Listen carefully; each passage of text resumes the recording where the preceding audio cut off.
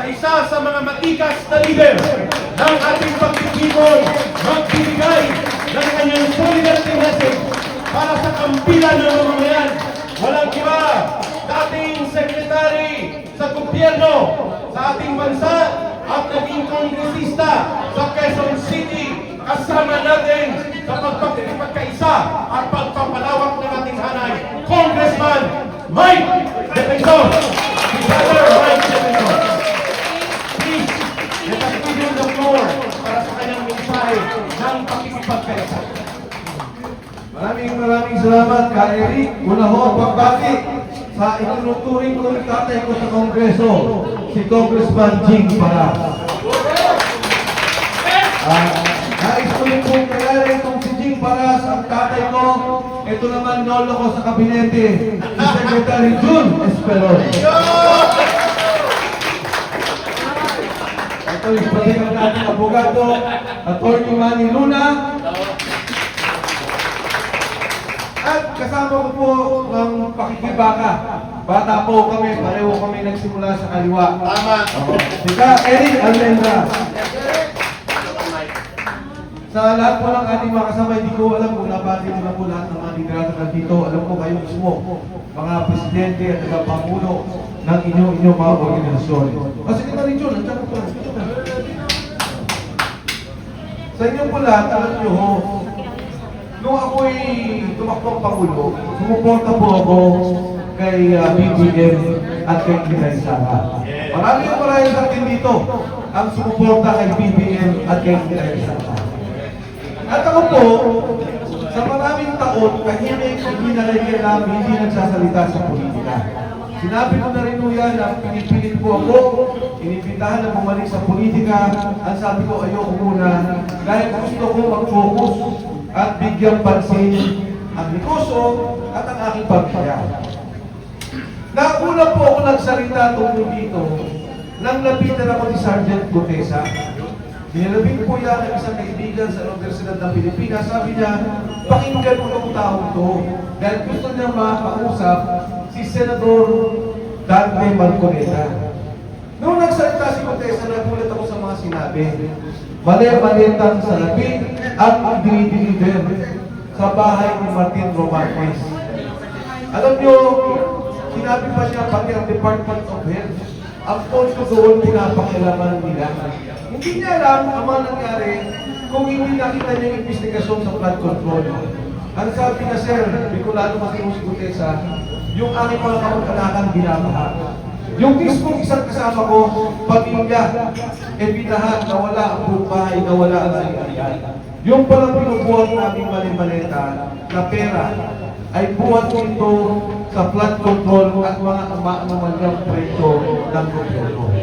Kung naalala niyo po noong panahon na yun, ang panawagan ko, panagutin si Martin Romualdez. Dahil tinanong ko si Gutesa, sabi ko, Gutesa, nag-deliver pa kami ng pera kay Pangulong Bongbong Marcos. Ang sabi niya, wala po sir. Ang deliver namin ng pera ay doon kay Martin Romualdez. Anong ginawa po nila? Pinaalis si Saldico. Kumalis ka muna dyan, magtago ka, huwag kang magsalita. Noong nagsalita si Gutesa, pinatawag ba yung assistant ni Saldico? Hindi. Pinabayaan makalabas ng bansa. O matapos nung pinabayaan yung makalabas, si Manny Punoan, si Persamin, pinabayaan si Amina Pangandaman. Pero itulugtong ko yung kwento, nagulat ako nung nagsalita si Saldico. Dahil nung nag-usap kami at kaibigan nililig para sa abogado ni Saldico, ang sabi ko dun sa tao, alam nyo, maaaring nito maiwasan ng 2 taon. Dahil Pangulo si Bongbong Marcos. Kakainin kayo, magtatago kayo. Pero matapos ang 2 taon, pag hindi kayo nagsabi ng totoo, lalabas ang katotohanan na ninakaw nyo ang pondo ng gobyerno at si Saldico ang mastermind. Nagulat ako, nagsalita si Saldico. Anong sinabi niya? Nagdi-deliver ako ng pera kay Pangulong Bongbong Marcos. 100 milyong piso. At magugulat po kayo, hindi lamang yung nakaraang taon. Magmula pa ng 2023, 2024, 2025, 100 milyong piso ang direkta na pupunta kay Bongbong Marcos. Ano ang sinabi sa kanya? May kota ka, 2 bilyon. Buwan-buwan i-deliver mo. Ano ang nangyari sa mga proyekto natin? Nakita nyo, nandito tayo sa Ortigas. Nandyan ang subway. Yan po, proyekto ng JICA. Dapat dyan may pondo tayong ilalaan para dyan at magbibigay ang Japanese government.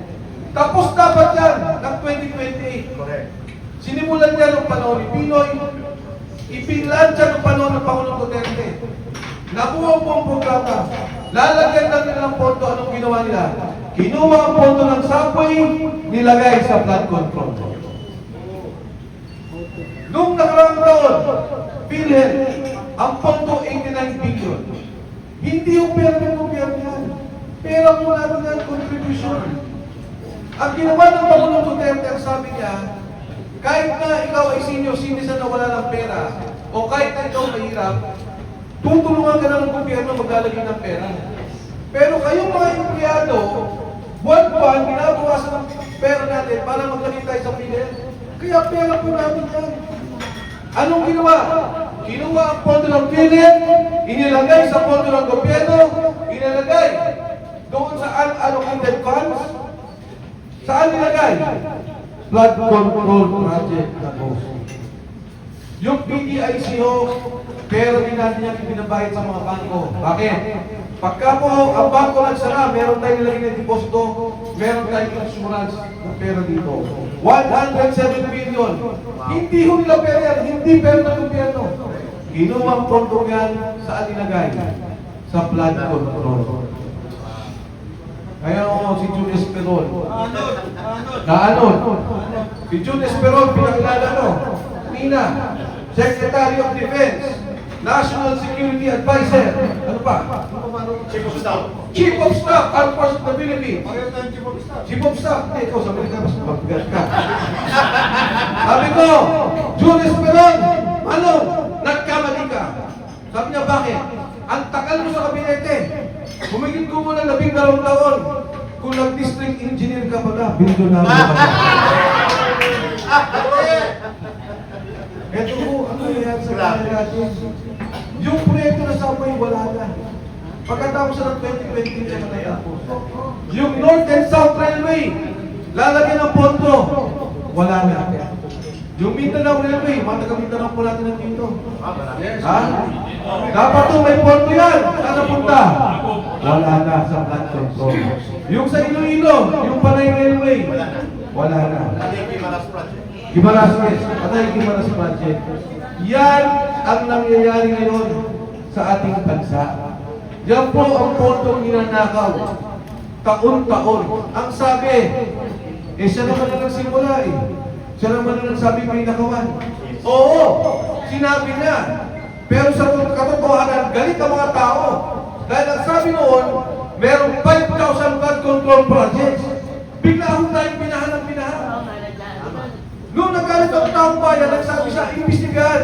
Ang hindi niya alam, babalik sa kanya ang investigasyon. Ang hindi niya alam, yung pondong ninakaw sa flood control, pumapasok pala sa bahay niya. Sinabi ni Saldico, 100 billion. Sabi ni Ping Lacson, sinungaling ka, mali yan. Yung pera, ang nag-deliver, ang sabi niya, ay si Bernardo. Ibinigay kay Trikip. Sabi ni Saldico, Senador, mali po yan. Ibang pondo ba yan? At ang binigay kay Presidente, 52 billion pesos. Isang taon lang po yan. Kaya po ako sa konsensya, pagkatapos ng mangyari kay Contessa, hindi na ako nanahimik. Si Contessa hanggang ngayon, kinuha nila. Nasa kanila. Nagsalita sa Senado, sabi ni Contessa, hindi ko na ako kailangan ng proteksyon ng DOJ. Ako na humbala sa sarili ko. Matapos po noon, dinitain nila. Hanggang ngayon, kausap ko misis, at meron po kami prueba na dinitain nila. Pinabaliktad na nila eh.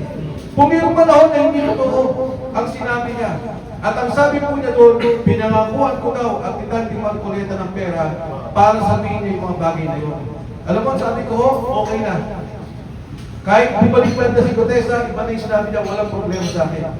Ang importante, palayain niyo yung tao. Dahil yung sundalong to, Siya ang pinaka hindi kumita. Siya ang walang interes. Nagbitbit lang to ng pera.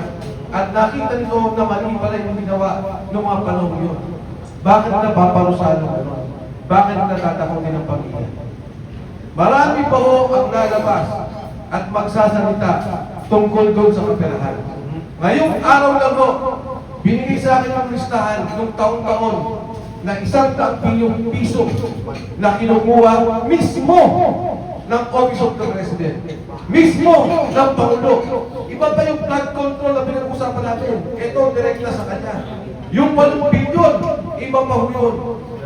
Ngayon lang ho natin nakita. Kaya ako nagpapasalamat sa inyo lahat na tayo hindi manahimik.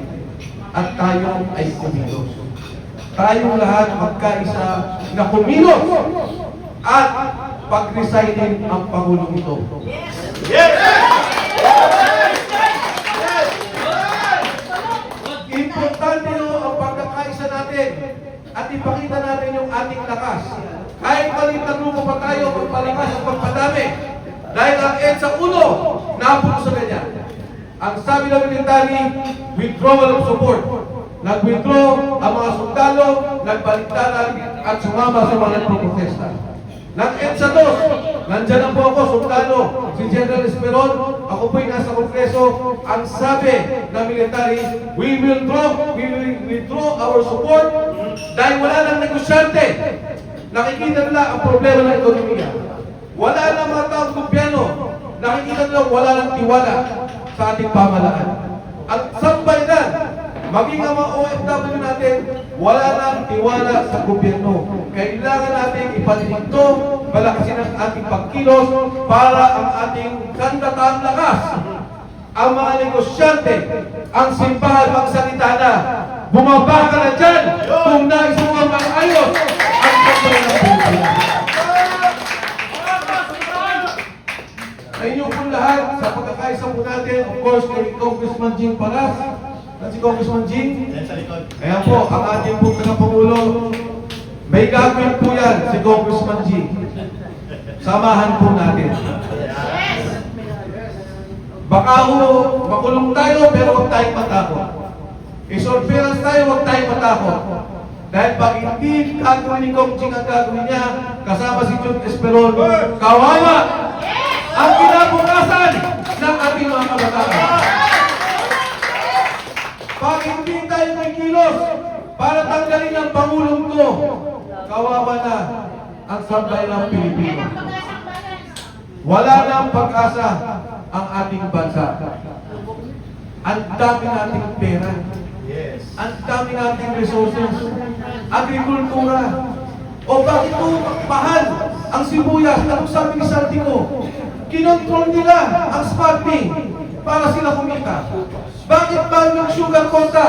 Kinontrol dahil yung pagka ikaw mag-i-import, pupunta ka ng Department of Agriculture. Sindikato nila ang kumuha ng quota. Sila din ang nagparating ng asukal dito. Doble, triple presyo. Pati sibuyas, asukal, lahat. Magtataka ka Pilipinas, ang daming mga tanim. Pero ang Singapore, walang bukid, mas mura bilihin. Ang Malaysia, mas mura asukal, mas mura sibuyas. Ganitong klase ang nangyayari sa pamamahala ng ating bansa. Kawawa ang Pilipino. Gatasan po ang pondo natin. Gatasan tayo nagtatrabaho. Kaya ngayong gabi, ngayong araw at sa mga darating na araw, sama-sama tayo, tulong-tulong, ipabagsak ang Pangulo, hindi ang gobyerno. Pag-isayin, hindi rin, hindi ang administrasyon. Mabago kayo, at patay ang pagkang Pilipinas.